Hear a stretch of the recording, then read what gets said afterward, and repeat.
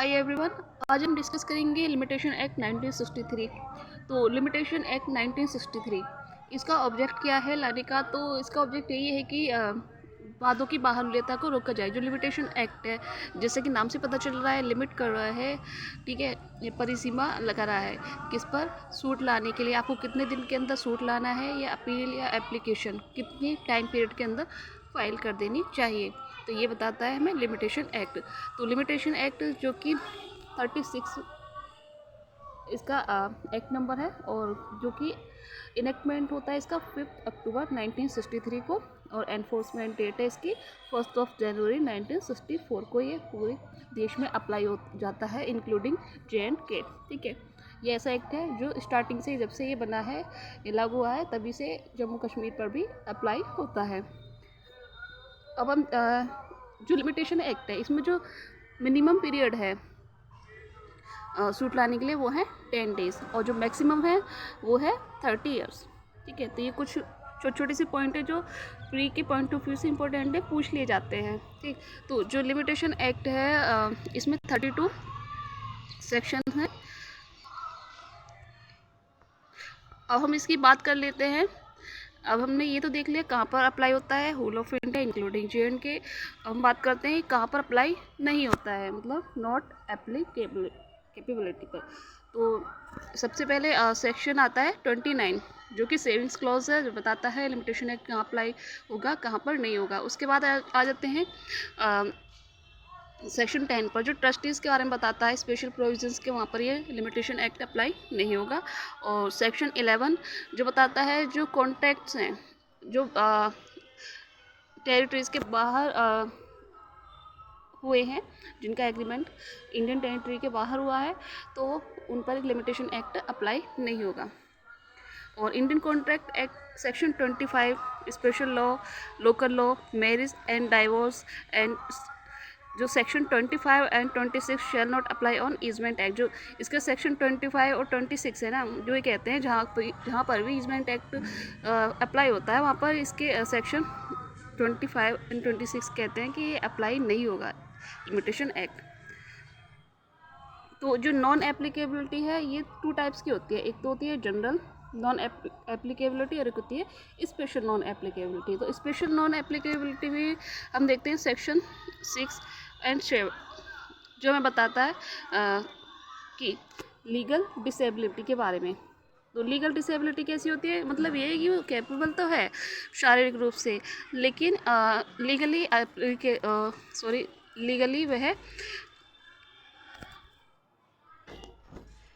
वह legally competent नहीं है। जैसे कि हम माइनर के केस में ले लेते हैं, वो फिजिकली मेंटली तो कॉम्पिटेंट होगा, लेकिन विधि की नज़र में वो कॉम्पिटेंट नहीं है, क्योंकि माइनर कोई भी कॉन्ट्रैक्ट नहीं कर सकता है। ठीक है, और सेक्शन 6 और 7 में 2 बातें कही गई हैं। एक तो ये कि सेक्शन 6 और 7 हमें 2 चीज़ें बताते हैं। एक तो ये 6 बताता है कि यदि कोई सिंगल पर्सन है, ठीक है, और यदि वह डिसेबल हो जाता है, ठीक है, लीगली डिसेबल हो जाता है, तो उसका इंतजार किया जाएगा कि वह एबल हो जाए। जब वह एबल हो जाता है तो तभी से लिमिटेशन पीरियड स्टार्ट हो जाता है।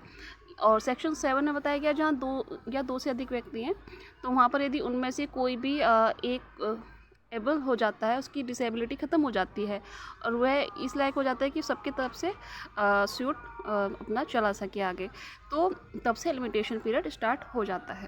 ठीक,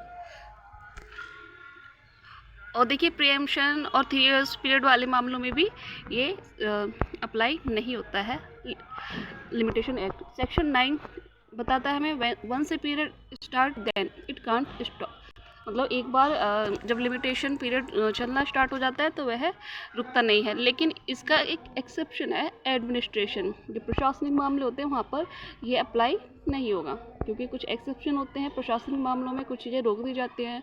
सेक्शन 16 बात करता है। अब आते हैं सेक्शन 16 पर। सेक्शन 16 को आपको सिर्फ एक वर्ड से याद रखना है, डेथ। ठीक, तो मान लीजिए प्लेंटिफ या डिफेंडेंट दोनों में से किसी की भी यदि डेथ हो जाती है, तो मामले को रफा दफा नहीं किया जाएगा।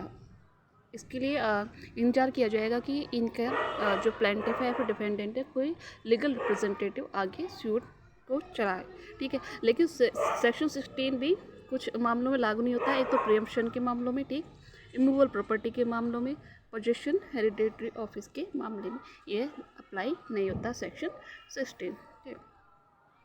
अब ये तो हमने देख ली एप्लीकेबिलिटी और नॉन एप्लीकेबिलिटी। अब हम चलते हैं सेक्शन 2 पर, जो बात करता है डेफिनेशंस के बारे में बताता है हमें। तो सबसे पहले जो हम डेफिनेशन है वो है हमारी डेफिनेशन एप्लीकेंट की, यानी कि आवेदक की। तो आवेदक के अंतर्गत कौन आता है? अर्जीदार आता है। तो अर्जीदार कौन होगा? वह व्यक्ति जिसके माध्यम से आवेदक आवेदन करने का अपना अधिकार उत्पन्न करता है, ठीक है। और वह व्यक्ति जिसकी संपदा का प्रतिनिधित्व आवेदक द्वारा निष्पादक, प्रशासक या अन्य प्रतिनिधि के तौर पर किया जाता है, ठीक। तो ये होता है अर्जीदार, जो कि आवेदक के डेफिनेशन के अंतर्गत आता है। और नेक्स्ट डेफिनेशन है एप्लीकेशन, जो कि 2B में है। तो पहले तो आपको इसको याद रखना, A for application, sorry applicant. फिर एप्लीकेंट के तुरंत बाद ही आ जाती है एप्लीकेशन की। तो एप्लीकेशन यानी कि आवेदन में क्या आता है? तो इसमें अर्जी आती है। एप्लीकेशन के अंतर्गत क्या आती है? अर्जी आती है। फिर नेक्स्ट है बिल ऑफ एक्सचेंज, 2C के अंतर्गत, ठीक। तो एक्सचेंज, बिल ऑफ एक्सचेंज यानी विनिमय पत्र के अंतर्गत क्या आती है? हुंडी और चेक आते हैं। कभी कभी डेफिनेशन देके पूछ लिया जाता है कि बिल ऑफ एक्सचेंज के अंतर्गत क्या आते हैं और क्या नहीं आते हैं। तो इसलिए आपको याद रखना हुंडी और चेक आते हैं, और आवेदन के अंतर्गत अर्जी आती है। और नेक्स्ट है बॉन्ड। तो बॉन्ड की डेफिनेशन दी गई 2D में। तो बंध पत्र के अंतर्गत ऐसी कोई लिखत आती है जिसके द्वारा कोई व्यक्ति किसी अन्य को धन देने के लिए अपने को इस शर्त पर बाध्यता के अधीन कर लेता है कि यदि कोई विनिर्दिष्ट कार्य किया जाए या न किया जाए, जैसा भी स्थिति हो, वह बाध्यता शून्य हो जाएगी, ठीक है। कोई लिखत आती है बंध पत्र के अंतर्गत जिसके द्वारा कोई व्यक्ति किसी अन्य को धन देने के लिए स्वयं को आबद्ध करता है, ठीक। और नेक्स्ट है डिफेंडेंट।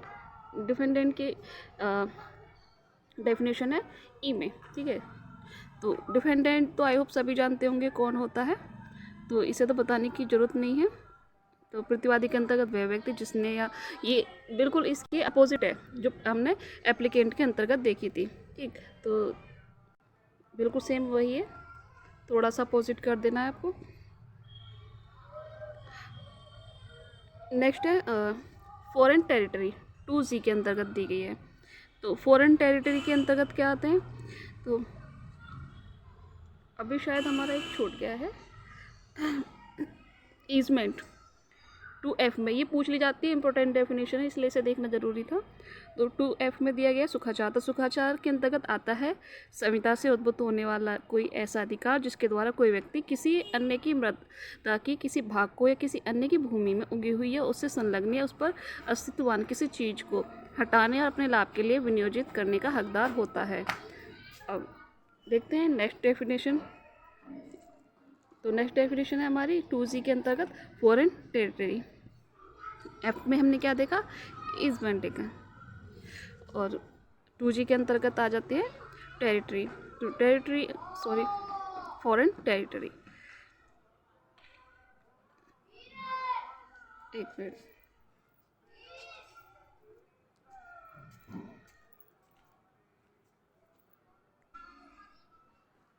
तो फॉरेन टेरिटरी यानी कि विदेश से क्या अभिप्रेत है? तो विदेश से, भारत से भिन्न कोई भी देश अभिप्रेत है, ठीक है। तो 2H में है गुड फेथ। तो सद्भाव, कोई भी बात जो सम्यक सतर्कता और ध्यान से नहीं की गई है, सद्भाव पूर्वक की गई नहीं समझी जाएगी, ठीक है। तो गुड फेथ 2H में है। प्लेंटिफ है 2I में। तो 2I में प्लेंटिफ हो जाएगा। तो प्लेंटिफ वादी के अंतर्गत वह व्यक्ति है जिसके माध्यम से वादी वाद लाता है या वाद लाने का अपना अधिकार उत्पन्न करता है, वो वही सेम डेफिनेशन जो हम पीछे देख कर आए हैं।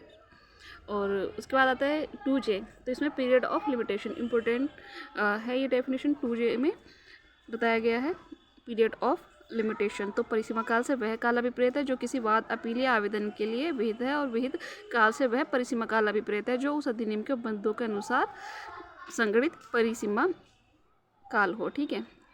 नेक्स्ट है 2K। 2K में प्रोमिसरी नोट। तो प्रोमिसरी नोट से ऐसी लिखत वचन पत्र से ऐसे लिखित अभिप्रेत है जिसके द्वारा उसके रचयिता किसी अन्य को धन की कोई विनिर्दिष्ट राशि उसमें परिसीमित समय पर या मांग की जाने पर या दर्शन देने के लिए आत्यंतिकतः वचनबद्ध होता है।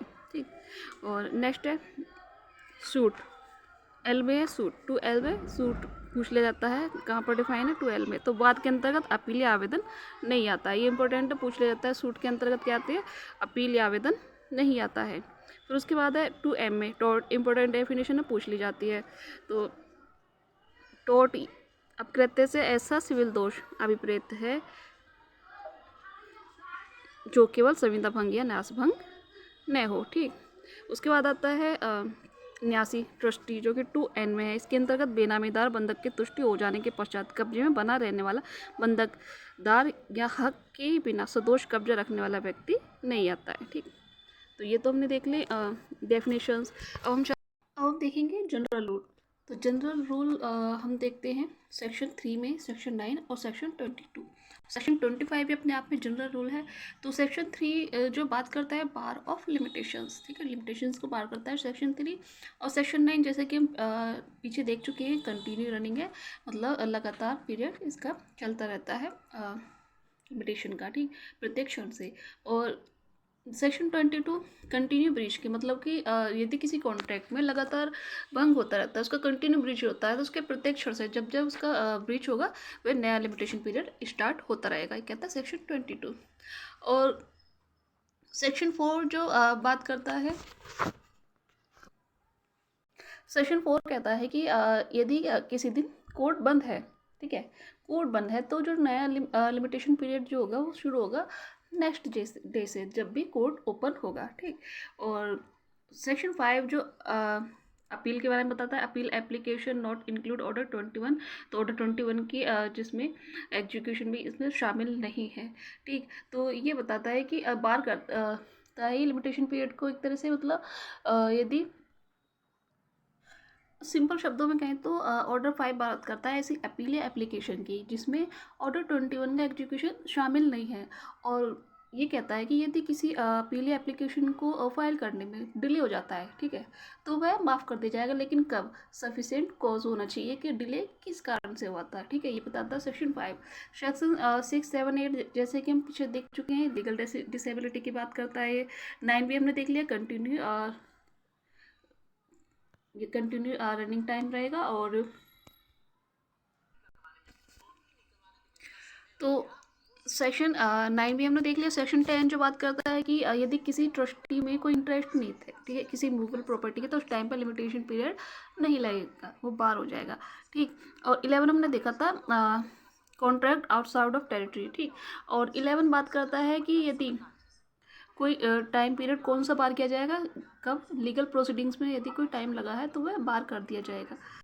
तो ये कहता है सेक्शन 12 जैसे कि जजमेंट में और जजमेंट की कॉपी प्राप्त करने में जो भी टाइम लगा है वो बार कर दिया जाएगा।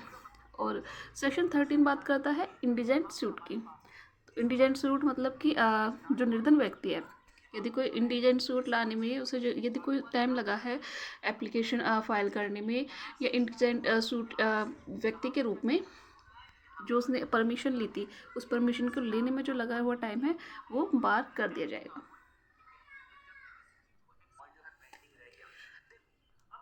इसे सेक्शन 13 को हम ऑर्डर 33 CPC के साथ पढ़ेंगे, ठीक है, जो कि इंडिजेंट यानी कि ऊपर सूट के लिए बात बताता है। ठीक। अब नेक्स्ट चलते हैं सेक्शन 14 जो कि मोस्ट इम्पोर्टेंट है, इसे आपको बहुत ध्यान से पढ़ना पड़ेगा। ये बात करता है bona fide proceedings another court same defendant and same matter. तो नेक्स्ट आता है सेक्शन 14 जो बात करता है बोनाफाइड प्रोसीडिंग्स की, यानी कि सद्भावपूर्वक यदि आपने किसी कोर्ट में प्रोसीडिंग्स की है जबकि वहाँ नहीं करनी चाहिए थी, वह अक्षमता न्यायालय, मतलब कि वह उस सूट के लिए सक्षम नहीं था जो उसने ग्रहण किया है, या फिर कुछ और कारण था, यानी कि मिसजॉइंडर ऑफ पार्टीज, इस तरह के अदर कोई भी कारण हो सकते हैं जो उसने बोनाफाइड किए थे, तो उन बोनाफाइड प्रोसीडिंग्स में जो उसका समय लगा है वो एक्सक्लूड कर दिया जाएगा। ठीक। तो ये कहता है सेक्शन 14। और कब होगा वो, जब वो सेम डिफेंडेंट होनी चाहिए और सेम मैटर होना चाहिए। ठीक। नेक्स्ट है सेक्शन 15। सेक्शन 15 में 5 बातें कही गई हैं कि कब एक किन किन मामलों में लिमिटेशन एक्सक्लूड कर दिया जाएगा। तो सेक्शन 15 थोड़ा सेक्शन 5 के अपोजिट है। सेक्शन 5 में हमने क्या देखा था कि सबसे पहले तो ये अपील पर अप्लाई होगा और एप्लीकेशन पर होगा, किसे छोड़कर, ऑर्डर 21 के एग्जीक्यूशन को छोड़कर। लेकिन सेक्शन 15 उसका अपोजिट है, इसमें अपील पर अप्लाई नहीं होगा लेकिन ऑर्डर 21 की एप्लीकेशन इसमें अप्लाई होंगी। ठीक, और तो सेक्शन 15 में कब कब पीरियड एक्सक्लूड किया जाएगा लिमिटेशन, तो सबसे पहले यदि कोई इंजेक्शन दिया है या आदेश दिया है तो वह भी एक्सक्लूड कर दिया जाएगा, या कोर्ट की कंसेंट लेने में कोई टाइम लगा है वो भी एक्सक्लूड कर दिया जाएगा, रिसीवर अपॉइंट करने में या सेट असाइड करने में प्रोसीडिंग को, या फिर डिफेंडेंट एब्सेंट है तो वो टाइम पीरियड भी एक्सक्लूड कर दिया जाएगा। ये कहता है सेक्शन 15। सेक्शन 16 बात करता है यदि किसी पार्टी की डेथ हो जाती है, मान लीजिए या तो प्लेंटिफ की या फिर डिफेंडेंट की, तो वहाँ पर टाइम दिया जाता है कि कोई भी उनका लीगल रिप्रेजेंटेटिव आए और सूट को आगे जारी रखे। ये नहीं कि यदि किसी एक पार्टी की डेथ हो जाती है तो उसको सूट को खारिज नहीं किया जाएगा, टाइम दिया जाएगा उनके लीगल रिप्रेजेंटेटिव के लिए। ठीक, सेक्शन 17 बात करता है कि यदि किसी के साथ फ्रॉड होता है, मिस्टेक होती है, कंसीलमेंट होता है, तो वह टाइम पीरियड कब से स्टार्ट होगा। मान लीजिए कि मेरी प्रॉपर्टी किसी ने मेरे डॉक्यूमेंट्स में फेरबदल करके अपने नाम करा ली, अब मुझे पता ही नहीं चला कि मेरे साथ क्या हुआ है, तो जब तक मुझे पता नहीं चलेगा लिमिटेशन पीरियड काउंट नहीं होगा। लेकिन जिस दिन से मुझे पता चलता है कि मेरे साथ फ्रॉड हुआ है या मिस्टेक हुई है या कोई कंसीलमेंट हुआ है, तो तभी से उसी दिन से लिमिटेशन पीरियड चलना शुरू हो जाएगा। ठीक, तो ये कहता है सेक्शन 17। अब हम पढ़ेंगे सेक्शन 18, 19, 20 को। ये तीनों एक साथ पढ़े जाते हैं, तीनों किससे संबंधित है, एक्नॉलेजमेंट से। ठीक, तो इसे हम पहले सिंपल लैंग्वेज में समझे। इसमें होता क्या है कि मान लीजिए मैंने किसी को 2,000 रुपये उधार दिए। ठीक, मैंने कहा कि आप 2 साल के अंदर वापस कर देना, और वो कहता है कि हाँ मैं आपको वापस कर दूंगा। तो ये उसने क्या किया, एक्नॉलेजमेंट किया। कहाँ पर, सेक्शन 18 के अंतर्गत। जब वह स्वीकार लेता है कि हाँ मुझे आपके पैसे देने हैं, एक्नॉलेज करना होता है ये, ठीक है, स्वीकारना होता है, तो ये कहाँ पर है, सेक्शन 18 के अंतर्गत। और वहीं से जब वह स्वीकार करता है, एक्नॉलेज करता है, उसका लिमिटेशन पीरियड, टाइम पीरियड फिर से शुरू हो जाता है तभी से, जब वह एक्नॉलेजमेंट करता है। और यदि वह 2 साल के अंदर उसका पेमेंट नहीं करता है तो जो प्रतिवादी, जो वादी है, उसके पास ये राइट हो जाता है कि वो उसके खिलाफ सूट कर दे। और यदि वह टाइम पीरियड ख़त्म होने से पहले ही उसे पेमेंट कर देता है तो क्या होगा, तो जब वह पेमेंट कर देता तब से टाइम पीरियड रिकाउंट होना शुरू हो जाएगा। कहाँ पर, सेक्शन 19 के अंतर्गत। ठीक, और फिर नेक्स्ट क्वेश्चन ये उठता है कि पेमेंट किया किसको जाएगा। तो पेमेंट मतलब कौन करेगा, तो कोई भी पार्टी कर सकती है। पार्टी या तो स्वयं कर सकती है या फिर अपने एजेंट के माध्यम से कर सकती है। तो एजेंट को कहाँ पर बताया गया, तो एजेंट को बताया गया सेक्शन 20 में। बताता है कि एजेंट ड्यूली प्रिस्क्राइब। तो एजेंट कौन होगा ये बता दिया हमें सेक्शन 20 में। सेक्शन 21 बात करता है यदि आप ड्यूरिंग प्रोसीडिंग्स किसी प्लेंटिफ या फिर डिफेंडेंट को पार्टी बनाते हो, ठीक है, उन्हें जोड़ते हो, तो फिर लिमिटेशन कब से स्टार्ट होगा, तब से जब से आपने किसी प्लेंटिफ या फिर डिफेंडेंट को जोड़ा। लेकिन यहाँ पर ये कोर्ट के विवेकाधीन है कि यदि कोर्ट को ठीक लगता है तो वह चाहे तो पुराना जो लिमिटेशन पीरियड है, पार्टीज को जोड़ने से पहले जो लिमिटेशन चला रहा था, वही काउंट कर सकता है। तो कोर्ट की डिस्क्रिशनरी पावर है। ठीक, और नेक्स्ट है 22 कंटिन्यू ब्रीच हम देख ही चुके हैं, जब जब ब्रीच होगा तब तब से नया टाइम पीरियड शुरू होता रहेगा। सेक्शन 23 बात करता है स्पेशल इंजरी के बारे में। तो स्पेशल इंजरी कब होगी, जब यदि किसी स्पेशल रेमेडी चाहिए तो उसके लिए स्पेशल इंजरी होनी भी जरूरी है। सेक्शन 24 बात करता है ग्रेगोरियन कैलेंडर की। मतलब इसमें ये कहा गया है कि यदि कोई लिमिटेशन टाइम पीरियड कोई मतलब गिना जा रहा है, उसे काउंट किया जा रहा है, तो उसमें ग्रेगोरियन कैलेंडर के द्वारा उसे कंसीडर किया जाए। चलते हैं सेक्शन 25 पर। देखिए इसे बहुत ध्यान देने योग्य सेक्शन है ये। तो इसे हम रूल ऑफ एडवर्स पोजीशन के नाम से भी जानते हैं। ये ईजमेंट्री राइट देता है।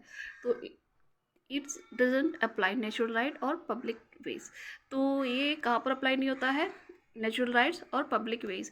ये सेक्शन 25 का अगर हम सिंपल लैंग्वेज समझें तो ये कहता है कि यदि आपने किसी प्रॉपर्टी का लगातार 20 वर्ष तक, ठीक है, 20 वर्ष तक कब्जा रखा है तो आपका एडवर्स पोजीशन हो जाता है। मतलब ये कि आप उस संपत्ति के मालिक बन जाते हैं। लेकिन कब्जा किस तरह से होना चाहिए? पीसफुली और ओपनली, ठीक। और ये लेकिन अप्लाई किन मामलों में नहीं होगा?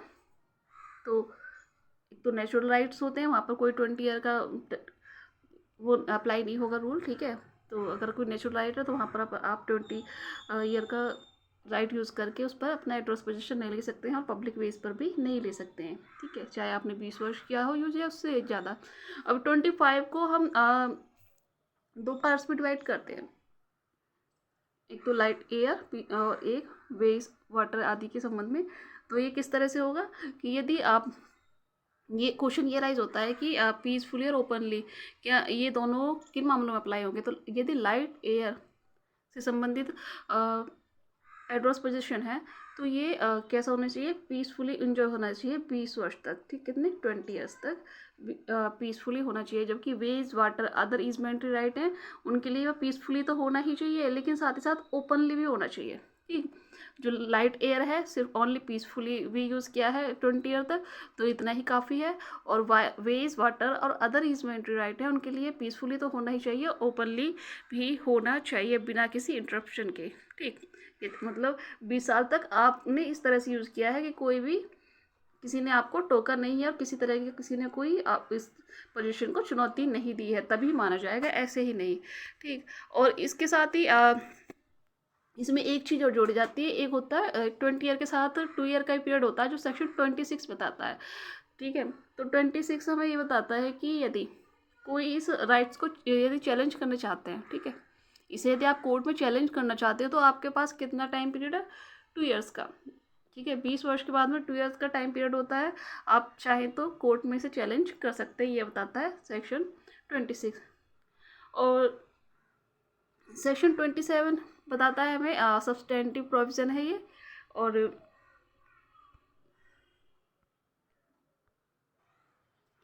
सेक्शन 27 जो है अपने आप में एक सब्सटेंटिव प्रोविज़न है, ठीक। तो ये कहता है कि यदि आपका कहीं पर राइट बच रहा है, ठीक है, ये रेमेडी को बार करता है ना कि राइट को। और यदि आपकी राइट बच रहा है और रेमेडी बार हो गई है तो उससे कोई फर्क नहीं पड़ेगा। और लेकिन यदि आपका राइट भी ख़त्म हो चुका है, ठीक है, किसी का एब्सोल्यूट पोजीशन हो चुका है तो आपकी रेमेडी तो जाएगी, राइट भी चला जाएगा, ठीक। और सेक्शन 25 में एक बात और ध्यान देने योग्य है कि जहाँ भी ये पीरियड 20 ईयर्स का है और यदि गवर्नमेंट प्रॉपर्टी है तो वहाँ पर ये टाइम पीरियड 30 ईयर का होगा, ठीक। और सेक्शन 28 38 ये इन पर डिस्कस करने की आवश्यकता नहीं है, ट्रांजिशनल प्रोविज़न है। और जबकि 29 इम्पोर्टेंट है, आप उसे देख सकते हैं। उसके बाद हम आते हैं शेड्यूल पर, जो कि वेरी मोस्ट इम्पोर्टेंट टॉपिक है, यहीं से क्वेश्चन मोस्ट इम्पोर्टेंट क्रिएट होते हैं। तो सबसे पहले इसे 3 पार्ट्स में डिवाइड किया गया शेड्यूल को। सबसे पहले सूट, फिर अपील और फिर एप्लीकेशन। तो सूट कहाँ से कहाँ तक? एक यहाँ पर ये हम आर्टिकल बोलते हैं, ठीक है। तो आर्टिकल 1 to 13 तक सूट संबंधी प्रावधान किए गए हैं और 114 to 117 तक अपील संबंधी प्रावधान किए गए हैं और 118 to 137 तक एप्लीकेशन संबंधी प्रावधान किए गए हैं, ठीक। तो अब हमें इन्हें देखते हैं थोड़ा विस्तार से। तो सबसे पहले हम करेंगे सूट्स का बाइफरकेशन। तो सूट्स में क्या क्या आएगा? जैसे अकाउंट संबंधी सूट आएंगे तो सेक्शन 1 to 5 में है। और कॉन्ट्रैक्ट संबंधी जो कॉन्ट्रेक्चुअल प्रोविजंस है वो 6 to 55 में है। डिक्लेरेशन सेक्शन 56 to 58 में। डिक्लेरेशन मतलब जैसे कि SRA में 34 की जो घोषणा हम कराते हैं, डिक्लेरेशन कराते हैं, वो होंगे उनसे संबंधी बात। और किसी डिक्री को एग्जीक्यूट कराने या किसी इंस्टॉलमेंट संबंधी जो प्रावधान है वो सेक्शन 59 to 60 में, आर्टिकल 59 to 60 में दिए गए हैं, ठीक। और इमूवेबल प्रॉपर्टी संबंधी जो प्रावधान है, ठीक है, तो 61 to 67 में। मूवेबल प्रॉपर्टी का 68 to 71 में। इंपॉर्टेंट प्रोविजन है, इन्हें साथ के साथ नोट डाउन करते चलिएगा, ठीक है। सबसे पहले कॉन्ट्रैक्ट देखा हमने 1 to 5, सॉरी अकाउंट 1 to 5 में है, कॉन्ट्रैक्ट 6 to 55 में है, डिक्लेरेशन 56 to 58 में है, डिक्री 59 to 60 में। इमूवेबल प्रॉपर्टी संबंधी प्रावधान 61 to 67 में है। मूवेबल प्रॉपर्टी संबंधी प्रावधान 68 to 71 में। टोर्ट से संबंधी प्रावधान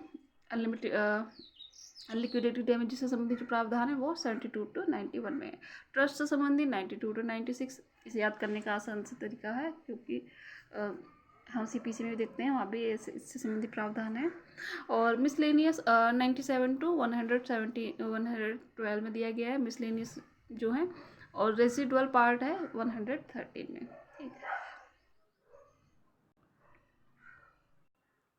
तो सेक्शन 113 जो हमें रेजिडुअल पार्ट के बारे में बताता है, तो ये कहता है कि जो अब तक हमने प्रोविजंस देखी 112 तक में 1 से लेकर 112 तक जितनी प्रोविजंस थे उनमें कहीं भी यदि कोई लिमिटेशन पीरियड नहीं दिया गया, किसी में भी नहीं आता, तो उसके लिए लिमिटेशन क्या होगा? यदि कोई ऑफेंस ऐसा है जिसके लिए कोई लिमिटेशन पीरियड प्रावधान ही नहीं किया गया है सेक्शन 112 तक में, तो उसके लिए लिमिटेशन क्या होगा?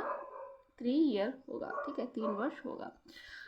तो ये हमने देख लिया, सबसे लेंथी जो पार्ट होता है सूट का होता है, इसलिए हमने इसका बाइफरफिकेशन कर दिया है। और यदि आप चाहते हो उसे याद करने की कोई ट्रिक हम लाएँ अलग से, तो उसके लिए हम अलग से वीडियो बना सकते हैं, लेकिन उसके लिए आपको कमेंट करके बताना पड़ेगा। ठीक है।